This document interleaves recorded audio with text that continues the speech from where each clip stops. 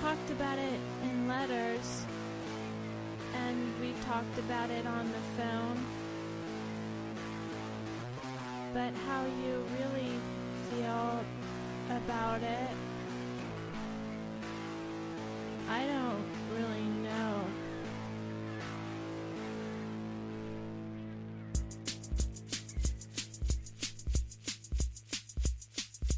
What's your take on Castavetti's? What's your take on Castavetti's? What's your take on Castavetti's? What's your take on Castavetti's? Misogynist. Genius. Misogynist. Genius. Misogynist. Genius. Misogynist. Genius. What's your take on Castavetti's? What's your take on Castavetti's? What's your take on...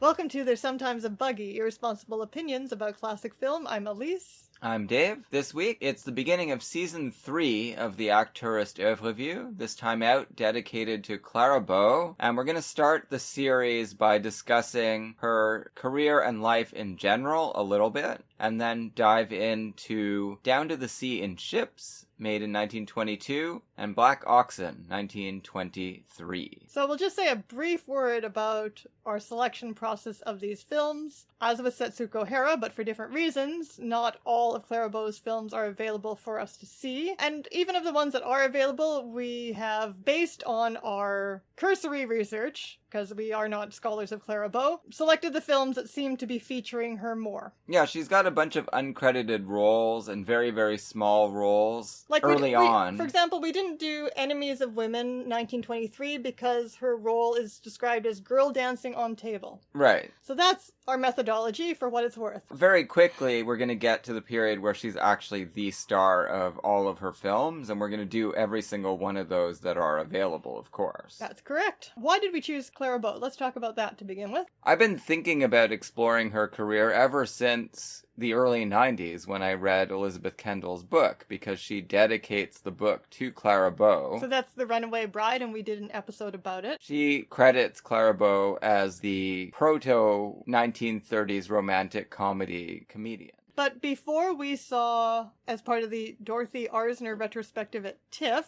which we also did episodes on, before we saw The Wild Party, had you seen a Clara Bow film? No, never. So we really discovered her together, and we were both mightily impressed. And then you think, well, maybe that's a fluke, but then we went to see one of her silent films, It, the big one, the self-referential one. It was just as great. So obviously this was someone that we wanted to get on the schedule as soon as we could. It's also nice to be able to do some silent films. Absolutely. That's what we're going to be doing here, discovering all these movies, piecing together as best we can some kind of theory for ourselves and for our listeners about what Clara Bow specifically was bringing to these films. We will do The Wild Party again. Our discussion of it wasn't very informed by anything else about Clara Bow. We were talking about her in the context of the Dorothy Arzner retrospective. And plus, we would just love to see it again. Yeah, of course. It'll only be the second time. So, longtime listeners to this podcast will know that we are textual close readers. That's why we do some plot summary and scene description. We don't usually care very much about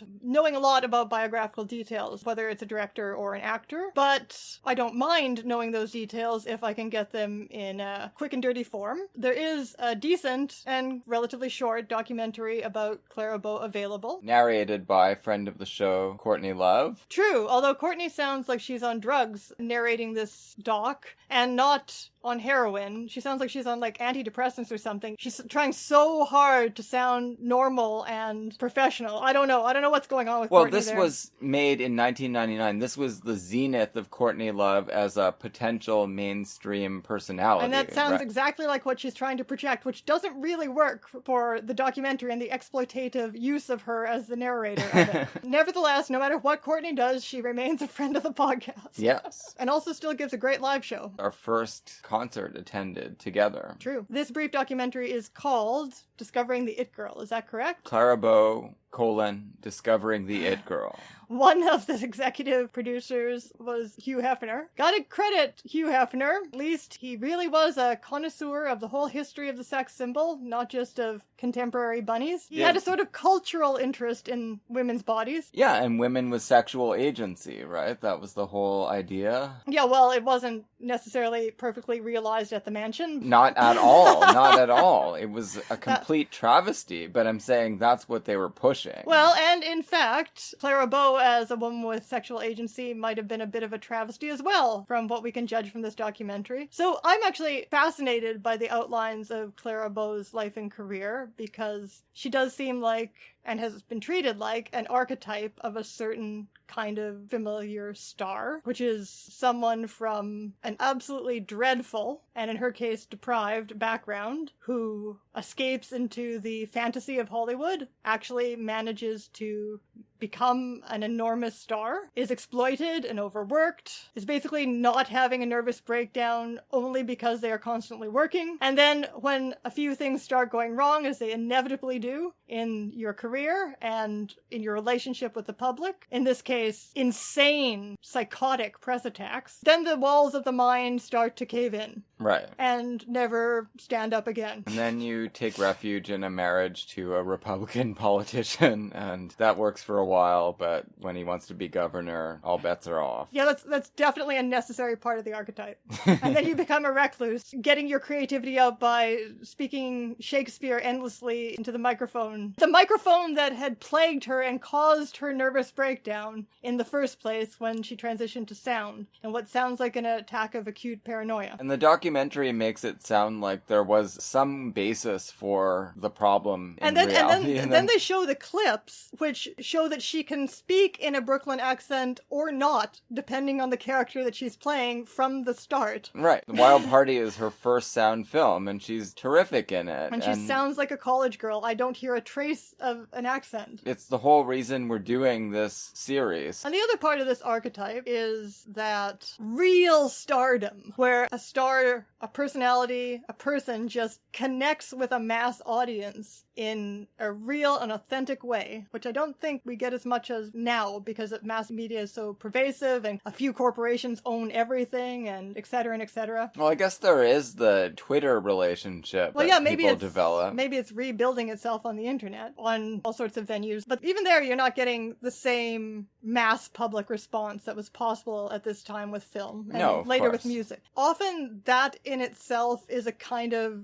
psychosis on the part of the star. Like, what they are giving off, what they are projecting is their madness or a reaction to their madness, and that is what the public is responding to with its own madness. Synergy between Clara Bow Maybe and Kurt her... Cobain is somebody like that. He didn't seem to have the kind of enthusiasm that she had for her fans, right? Like, when the documentary talks about how she responded to her wonderful fan friends, it's so heartbreaking and really life-affirming all at the same time. Well, this is what you're talking about with this kind of connection with the public, that there is just a synergy that often really escapes critics. Like, critics can't understand, though in Clara Bow's case, it seems that critics, at least early on, did recognize her as a big talent of the screen. But yes, there's this, it's often been described as a need to be loved. Yeah, desperation is a big part. Manic sparkle that apparently she only put on for the camera and that was not present at other times. No, she wasn't just like this. She wasn't playing herself. Right. But the thing is that it is, this flame of madness is just magnetic. Even now, even a century later. Right, but the other thing is that the imagery that you always get of Clara Bow are the really manic moments or the really intense moments, but she can be very quiet and moving on screen as well, and that you see right away in the Wild Party. It's not just a big wild party. There are a lot of calm scenes, a lot of scenes where she's listening to other people tell her things and registering and thinking about it. She is a great actress. Yeah. A great natural actress, in addition to being a great screen personality. And the quotations from her, sprinkled throughout this documentary, make it clear that she was a very intelligent, articulate person, despite being dragged up and having no formal education. Yeah, exactly. So her messed up childhood that anyone can look into involved, first of all, poverty, mentally unstable mother, who threatened her life at one point to stop her from being an actress whore with a butcher's knife, and a father who apparently raped her at one point after her mother had been put in an asylum. And deserted them all the time long before that as well. Right. So Severely messed up.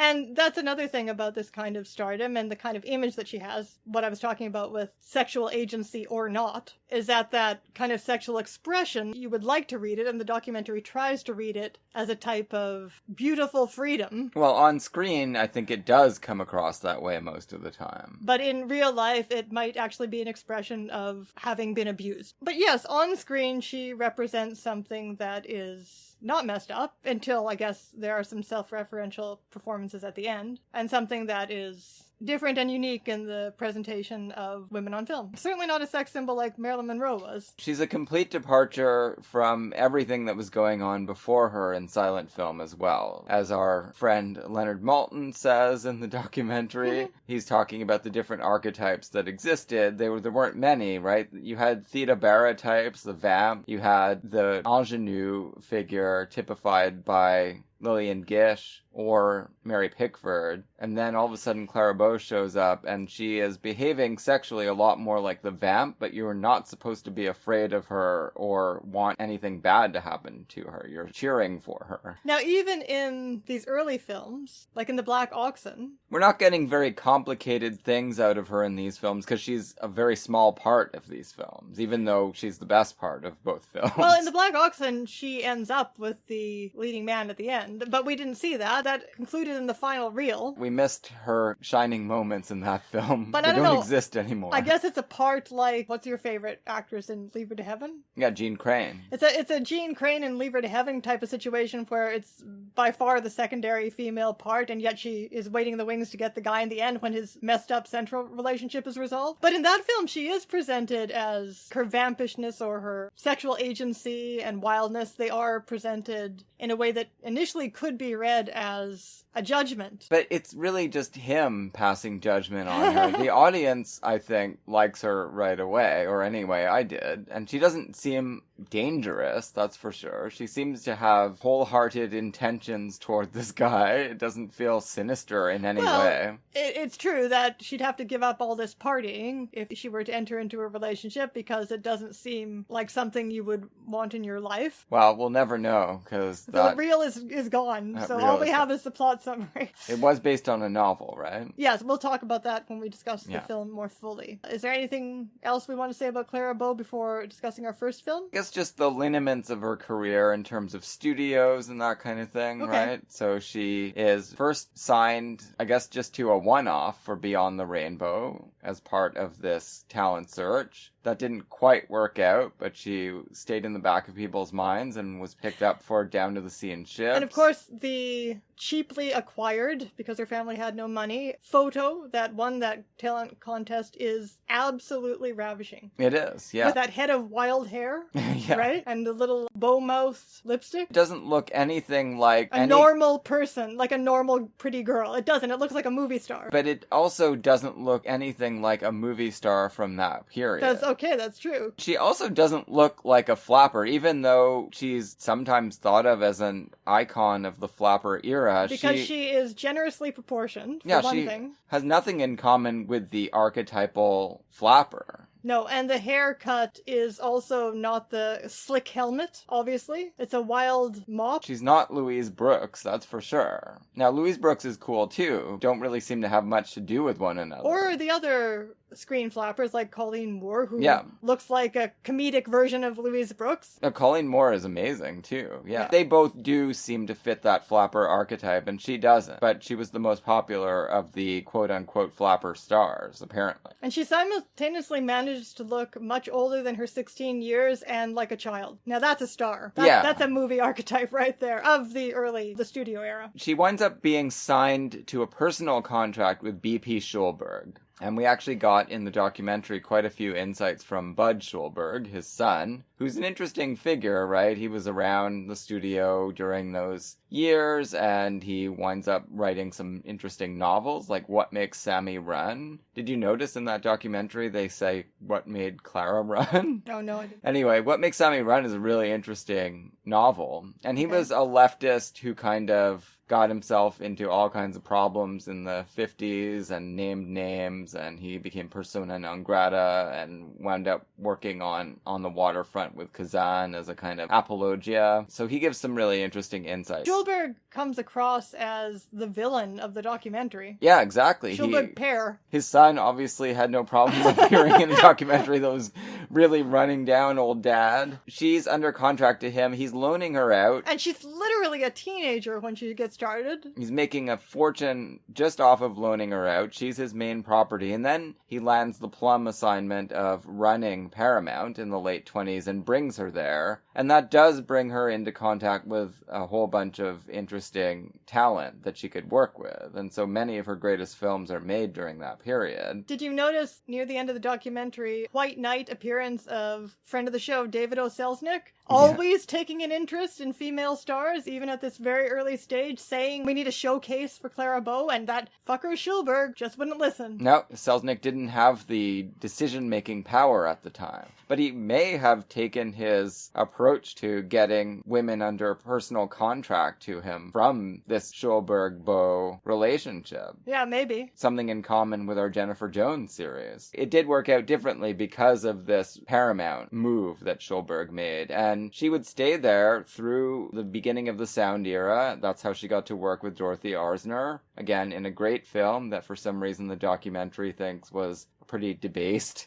entry. And then all kinds of bad things started to happen. I don't know who wrote the narrative of this. I disagree at many points. It's a very opinionated narrative. It's not a documentary I would recommend wholesale, but it has a lot of interesting tidbits in it. Well, yeah, you don't just accept at face value everything it says. No, except what we say about all these movies. Of course. Finally had to leave Paramount under very stressful circumstances caused mainly by the evil Hollywood press. Yeah, just fucking insane. There's no way to see any part of their side of this story. They're just Danny DeVito in LA Confidential level gross. Does this even happen in Hollywood anymore? Because there aren't stars like that. It certainly happens in England, which is a place small enough that if you're a star in England, it's just like completely oppressive and claustrophobic, and the press attacks you psychotically all the time. That's, I guess, what Hollywood was like at the time. The idea, I guess, is that she just didn't play the game. She refused to live in any way hypocritically, and it Well, yes, her. she was open about not only her sexuality, in that she was openly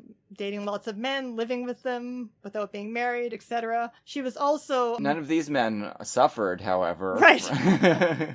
She was also, they talk about how she did an article where she was open about the poverty that she grew up in and open about her mother's mental illness. And yeah, and it sounds like that was all no. Yeah, that was really bad for her, unfortunately. Yeah. But it's quite amazingly courageous and naive. Sure, but now we can just applaud it wholeheartedly. Yes, but I just mean it led to these kinds of attacks on a very vulnerable person. But the professional narrative does end on a high note, because after a brief recovery period, she made her comeback in her mid-20s, turned in 2 great performances at Fox Film Corporation. But she couldn't function as an actress anymore. Or she didn't want to. I don't mean she couldn't act anymore. I mean she was too mentally fragile to do the job or want to do the job. Right. Sounds like they're both going to be really good movies, so I'm looking forward to... We're not going to go out on a low note for this series, I don't think. And it does also sound like, despite her severe mental issues, and then ultimately dying at the age of 60 of a heart attack, which sounds like just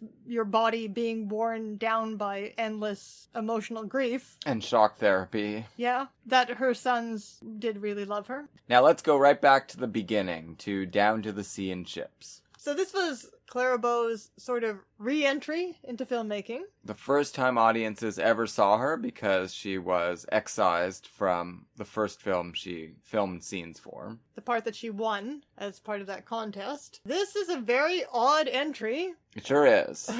So it was directed and produced, an independent production by a fellow by the name of Elmer Clifton, who started out as a actor with D.W. Griffith. So he's there right at the beginning, the American motion picture. And he ended up writing and directing Poverty Row Westerns. He was the fellow who started Ida Lupino's career because she finished directing his film Not Wanted. Remember? Oh, right. When we went to the Ida Lupino... Oh, yeah, he died. Retrospective. And that was the first time she directed. Okay, yeah, I did not realize. Wow. I didn't put it together Wow. that that's the same guy. That's an interesting part of film history, this fellow. Launching the career, discovering or rediscovering Clara Bow, and then giving Ida Lupino her opportunity to direct by dying. Right. Well, what was he even doing directing Not Wanted after doing westerns for so long? It's strange. I guess I can find that out if you want me to. Oh, because he started, after the westerns, he started directing Vice films. Oh, right. And Assassin of Youth. And I guess Ida Lupino's company produced films that were, I don't know, marketed sort of as exploitation Oh, films. yeah, absolutely. So that they could get away with doing gritty realism, social issues. Yeah. Of course, yeah. And Not Wanted, of course, was about an unwanted pregnancy. So probably she put a totally different spin on this material. Presumably. I don't think it has much in common with Assassin of Youth, anyway. So, yes, this fellow's career, quite a trajectory. Touching on all sorts of areas of film history that are a lot more important than probably he was. Now, looming behind this film... Also really good looking. Sure, he's an actor. Wow. Okay, anyway. Looming behind this film is the Herman Melville revival, because this is... I know, yeah, I thought of that too. Basically Moby Dick without Ahab. So if you refer back to our episode that included... Leo Carax. Yeah, I can never remember how to pronounce his name. Leo Carax's Put an X based on Pierre. We probably touched on the trajectory of Herman Melville's career and how it was given a severe blow by the publication of Moby Dick that was unlike anything he'd done before or anyone else ever had or would again. And then, to top that off, he tried to recover by writing what he thought was a commercial novel, Pierre, except that he was having a complete mental breakdown while doing so, and that completely finished off his career, but... Yeah, Moby Dick was a flop, and then Pierre was something so far beneath being a flop that there's no word for it. Like 8 copies of it were sold or something like that. His name in the literary community was mud. Receded.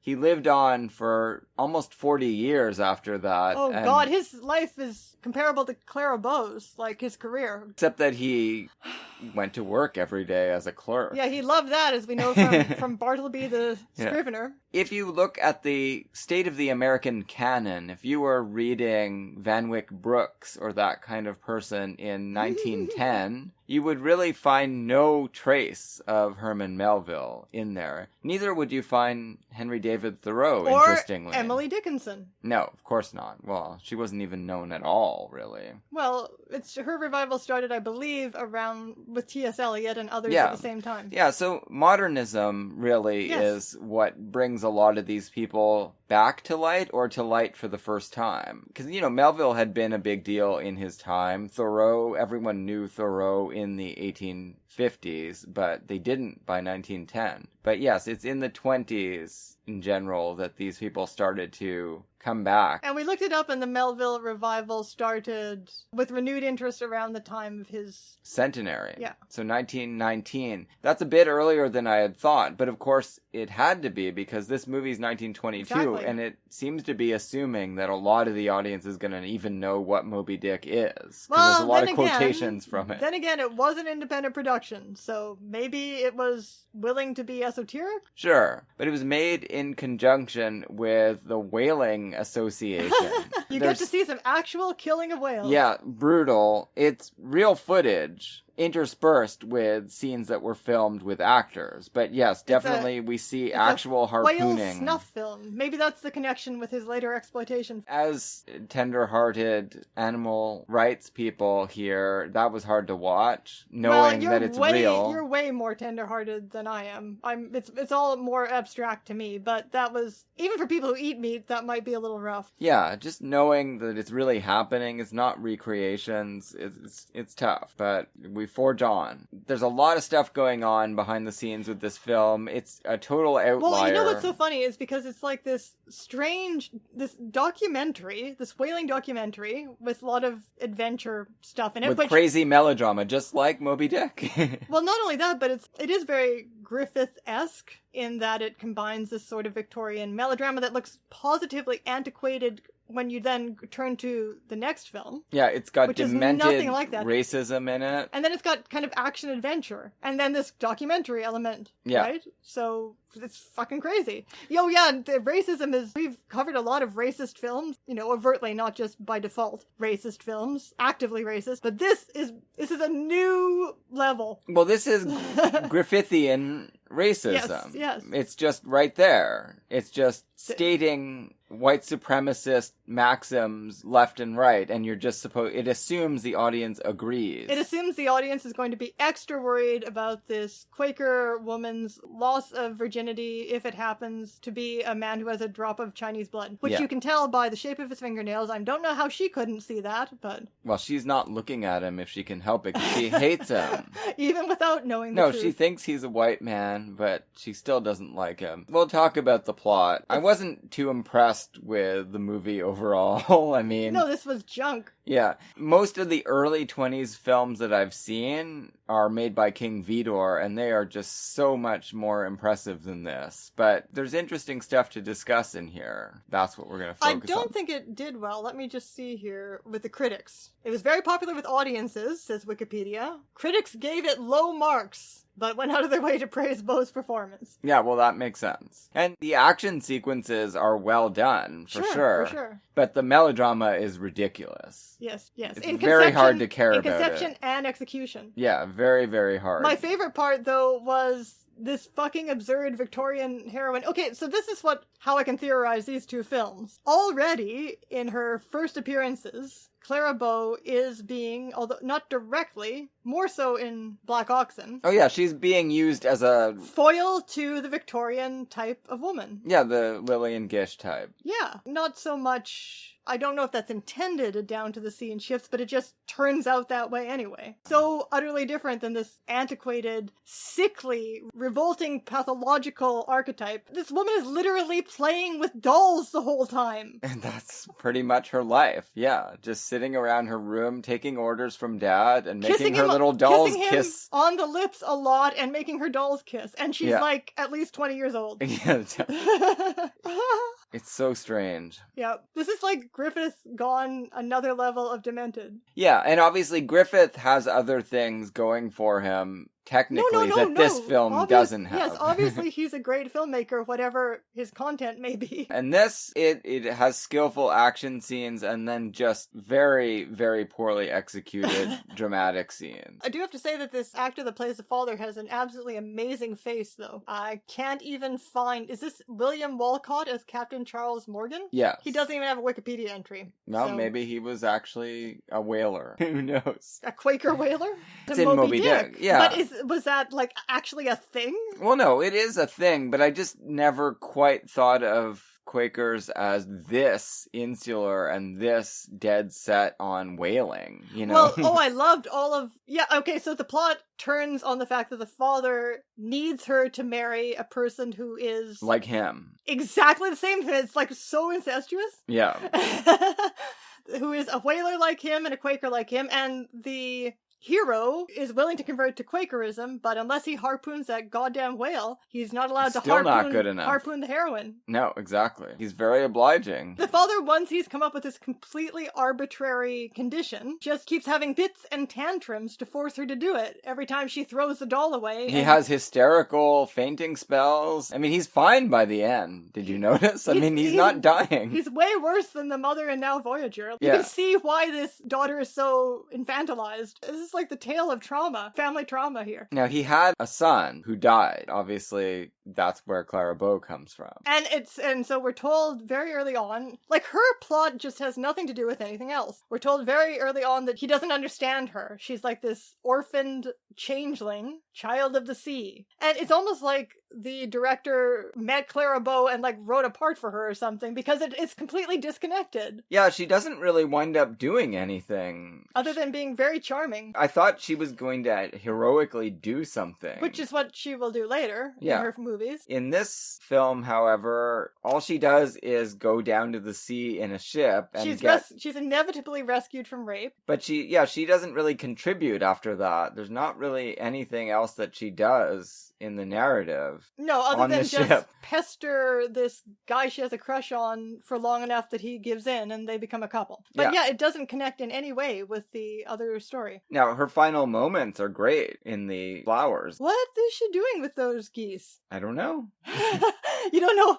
Because she's like counting them and then she throws something at them and then no, they're not geese, they're pelicans. And then she marvels at them as they all land in a crowd. And no, she's just enjoying it. It's beautiful. She's just enthusiastic about nature. She's a bird lover like me. Yeah, but she threw something at them at one point. I think she's just trying to get them to go up and down again. But they're diving for food, right? She didn't seem to be trying to hit them. I wasn't sure what was going on there. We see the fun-loving effect that she has. Her method of romantic pursuit is to disrupt and tease, right? And she's still doing it right at the end when she encounters the object of her affection and makes him break all his eggs. True. And she just laughs hilariously, and that's the end. They're in love now. In addition to this contrast with the disturbing heroine, there is this element of androgyny that certainly does carry through in some of the later films we saw. That she is, not only does she have sexual agency, but she is heroically masculinized in comparison to the other women in her films. She is very much the hero of her films. Yeah, and she's definitely trying to get that started in this narrative and gets thwarted by the fact that it's just got too much Victorian melodrama on its mind. So she starts out, the first thing we see is that she's hanging around this boy, but she does actually seem to be interested not only in him romantically, but also in doing his work. And he tells her that this is man's work, you can't do it. Yeah, exactly. And then she gets in a fist fight with a younger boy. Well, to protect a dog. Oh, yes, okay. Is that what it was over? Yeah, she said, don't hurt that dog. And he wanted to keep hurting the dog, so she starts fighting with him. So it's just like John Huston's Annie. When I was 8 years old and I saw that, I wanted to be a hero like Annie. She beats up those boys, or effectively threatens to beat up those boys in the alley that are teasing Sandy, and being a tomboy. So she does ultimately end up... But she loses the fight to this little boy. She does. He knocks her right in the eye. Yeah. And she cries. She does. You know, if a boy knocks another boy in the eye, he might cry too. Sure. The other best scene in the movie actually is the scene with those the children, flashback. Those amazing child actors. It's a weird flashback. Our marriageable daughter, this director... her name is Patience, and she is reflecting on the doll, and what the dolls make her think of is her childhood when she lived next door to this wonderful man, this wonderful boy, Alan. The picture fades back in time to this encounter that they had as children where she ripped his tooth out and made him cry, and she started to cry in sympathy. It's kind of like the dynamic with Clara Bow and her boyfriend. So this director clearly should have been making films about children. Yeah. That was where his talent lay. Not about whaling and not about adult romance. No. So not about evil Chinese con artists? Whole gang of con artists, right? We're two main ringleaders, but they have a few accomplices. They want to steal the ship and they want to steal the daughter of the captain of the ship. They want to get him on all fronts. Because they're just evil. They're dastards. Why do you do these? What is that line from Supergirl? Why do you do these things? It's just the way we are.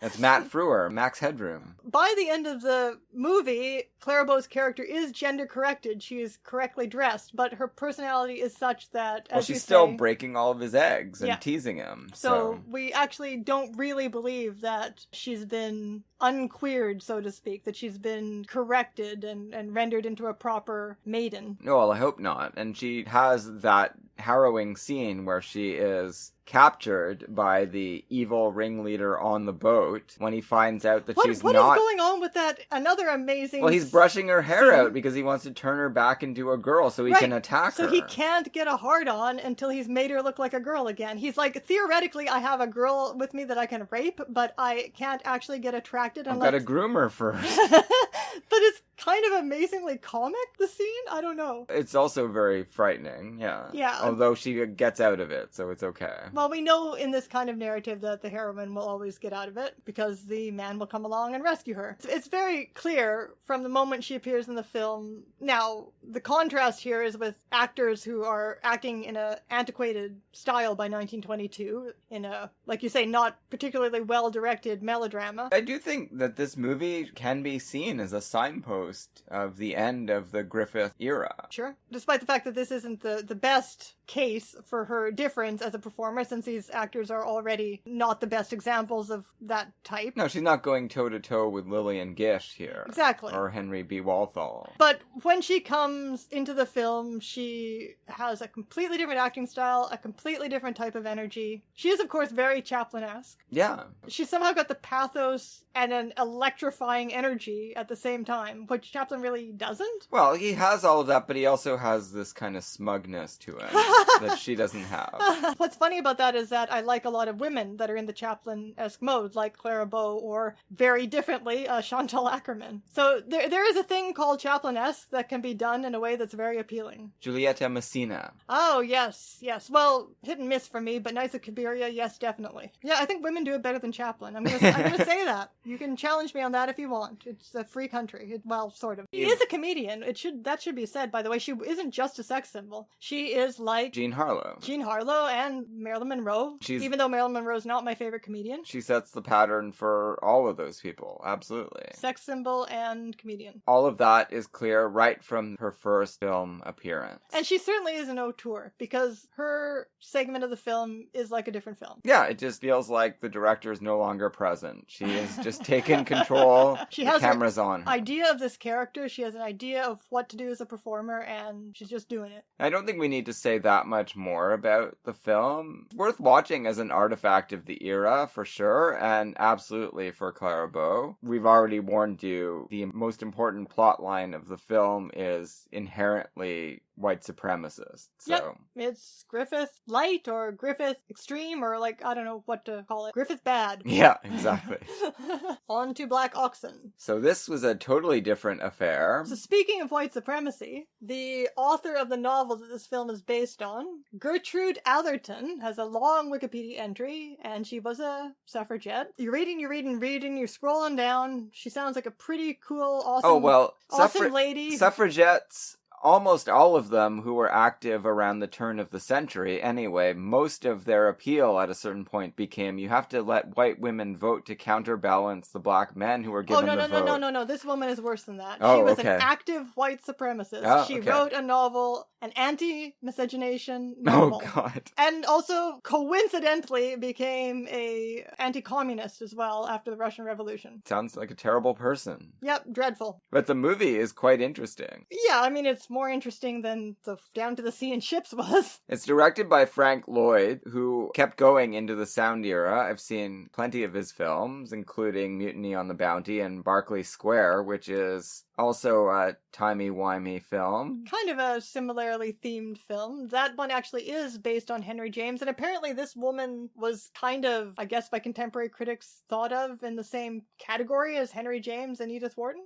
Okay, really? I've never heard of her. Nope. Maybe the white supremacy just sunk everything like a stone. Yeah, well, hopefully she will not be restored to the canon if that's the kind of thing she was doing. Now, this isn't a time travel narrative, but... I was hoping it was. That would have been better, to be honest, than what we get as an explanation. No, it's a science fiction story with rejuvenation techniques. Apparently X-ray rejuvenation. She wrote a number of horror stories. Maybe that's how Henry James encountered her, because obviously he was interested in that. He apparently commented on her work. Really? Yeah, I don't know favorably or not, but he was aware of it. Well, again, you do have this woman literally catapulting from out of the past, and she is contrasted with Clara Bow. Yeah. So both of these films have that in common. Clara Bow was just the woman of the future, and I think she still might be. Yeah. In this case, though, the film is giving you a little bit more to go on in terms of what the time-tossed woman is like, or the rejuvenated woman is like. There's clearly a showdown coming between her and Clara Bow, but we don't get to see it because the third reel is gone, or the last reel is gone. That might have,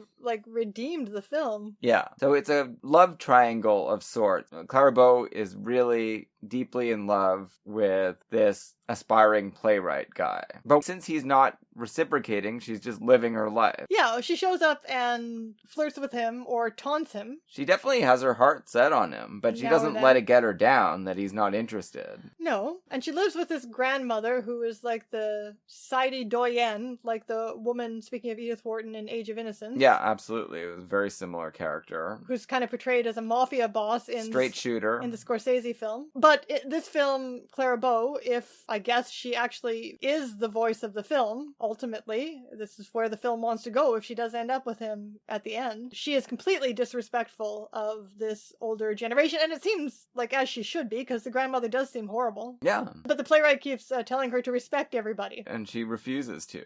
Yeah, even though she wants to win him for herself, she, isn't going to take any of his advice. No, this guy is a stodgy fool, and he's got to learn some lessons in order to become an interesting person as well. He's hanging out with this ancient town gossip who almost faints when he believes he sees a ghost in the audience at the opera, right? That's how this movie starts. Now, what do you think about this premise? Because if this woman wants to keep her rejuvenation a secret, why has she gone back to a place where everybody knows her, gone to this play on opening night, and stood up so everybody can take a look at her? That's what I'm saying. The movie is interested in her psychic state as well, right? She's lying to herself, and clearly she's starting to discover that when we run out of running time in the version that still exists. Apparently one of the topics of this author was female sexual repression, and we sure get a dose of that in that showdown, which is the only time the movie really moves into silent melodrama acting. We find out everybody's right. This is the same woman. It's the same dame. It's not her niece, as she's been claiming. Or a daughter, a long-lost daughter. She's actually a 60-year-old woman who appears to be in her 20s. She tells everyone when she's ready to reveal that that is the case, that she was restored to her youth by Austrian scientists.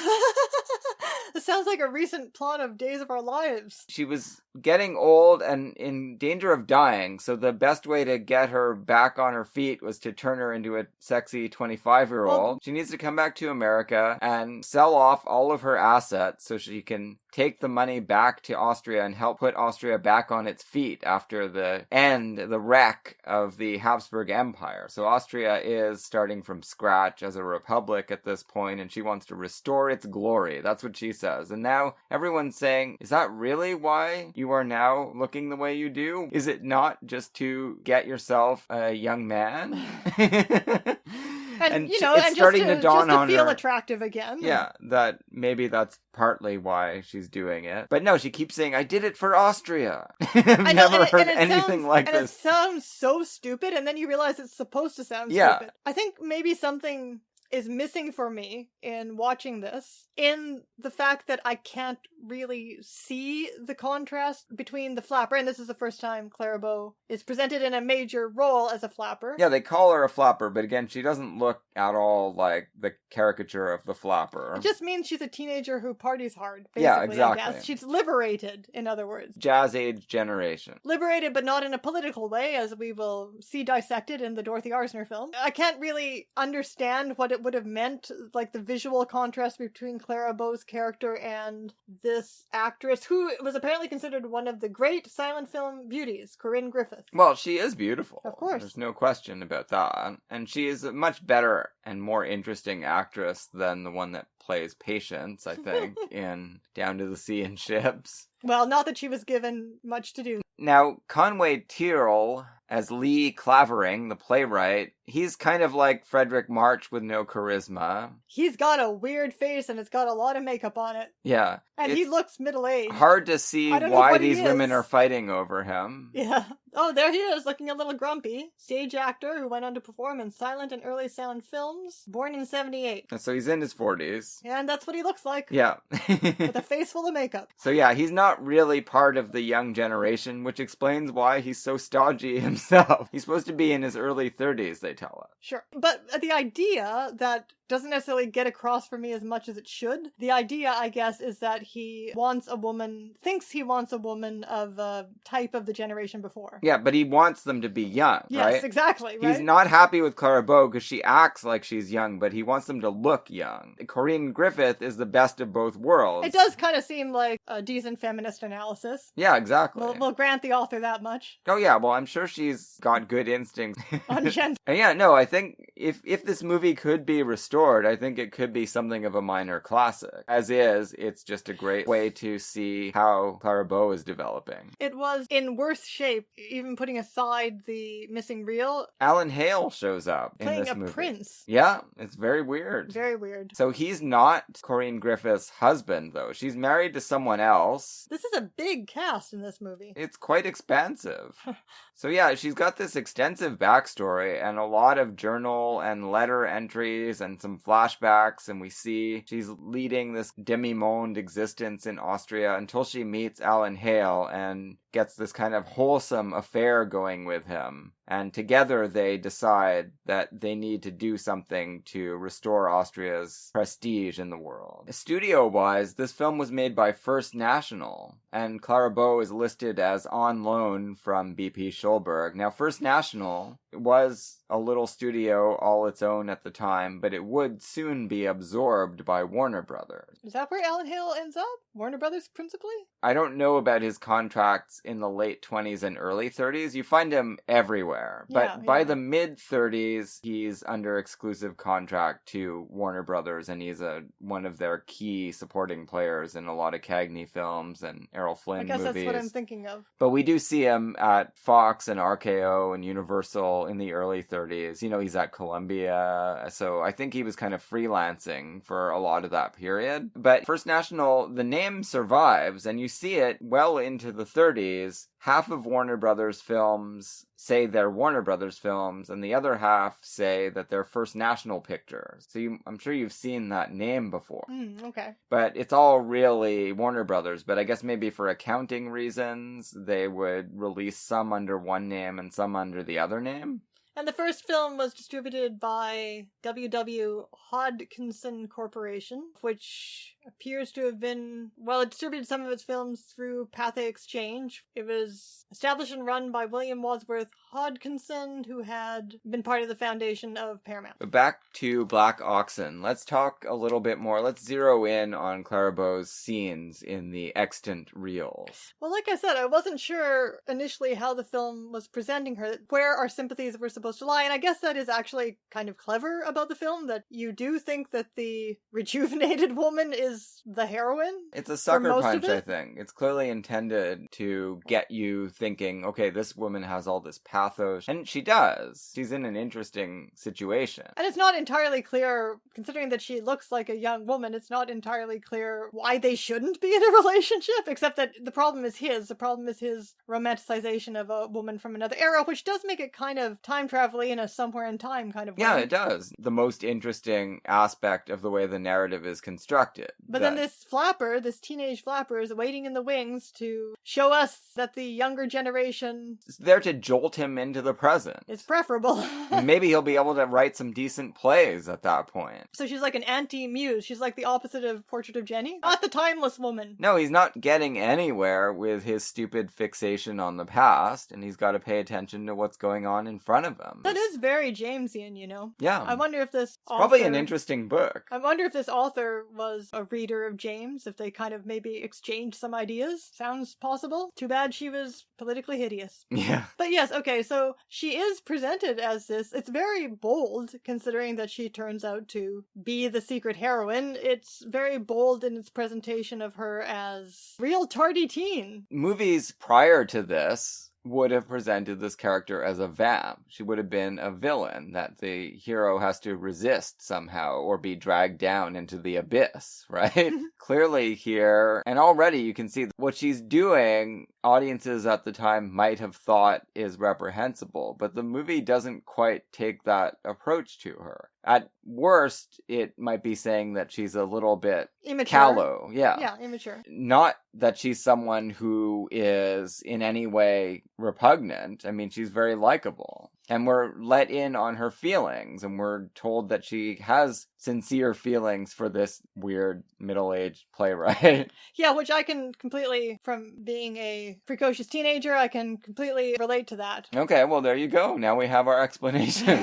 No, that didn't bother me at all, that this broken down old guy who's a writer about town would impress her, and she would just arbitrarily decide, I'm going to hook this guy. Why not? So we see her smoking, dancing around crazily, and... Well, dancing around, there's that crazy dance scene, the obligatory first Clara Bow wild party scene. Yeah, dragging this guy around the dance floor, passes out, she throws him on the couch and puts some flowers on his chest, funeral style. And again, I guess this is meant to be fun. Yeah, it's meant to be likable. Probably only Clara Bow could pull off making this stuff likable. It doesn't seem mean-spirited. Yeah. That's the thing about it. And it would have seemed mean-spirited if anyone else had performed this scene. Certainly in 1922, no one else could have pulled this off. It's just exuberant. It's a brand new thing in the world. Sure, as we were saying, this is what films were about from the silent era, when there was a star system. So from the silent era through the studio era up until the 50s, which were still imitating the studio era, right? It was, as David Selznick said, it was all about presenting brand new screen personalities, and he was more interested in the female ones. Both of these movies, what we see is a young woman who is very opinionated, sexually adventurous, has agency. The main way that she competes in a very, very uneven gender landscape is teasing these men and buttonholing them, and you're supposed to like it. And it seems important that at this stage, that her at crucial stages, perhaps it's important that her persona is being crafted by feminists. Yeah, I think whether so. in this film or later Dorothy Arzner. Yeah, Clara Bow herself, obviously. Not an intellectual feminist. Well, maybe not, like but these other women. Intuitively, she understands that this is the way to go. Well, they have this dynamic where when she teases him too much, he says something like, I'm going to spank you, or I'm going to pick you up and carry you out of here. And again, she turns that into something that...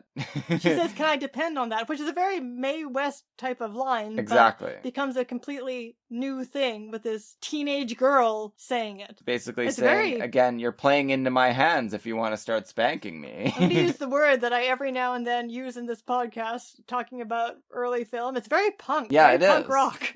It is. So Clara Bow, okay, what we're going to say first off here, our working thesis, Clara Bow is not a flapper. No. That's just like the term that's used to pigeonhole her in terms of a youth movement. It's like calling someone a punk during the punk phase, but maybe it didn't apply to everybody who's associated with the punk phase, you know? She's like a completely new and different type. Really do take issue with this characterization of her as a flapper, even though obviously it was done at the time, so historically that's accurate. Yeah, well, it was done right in this film. Yeah, they call her a silly flapper or whatever. They call her all kinds of names. But no, I don't think that she fits with the way flappers are deployed in other films of the era. She's doing something very different. Mm-hmm.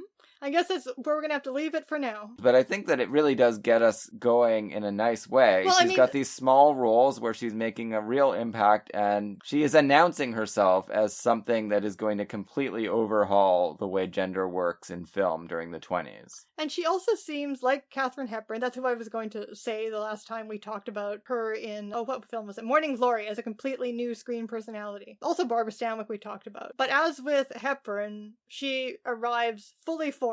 Yep.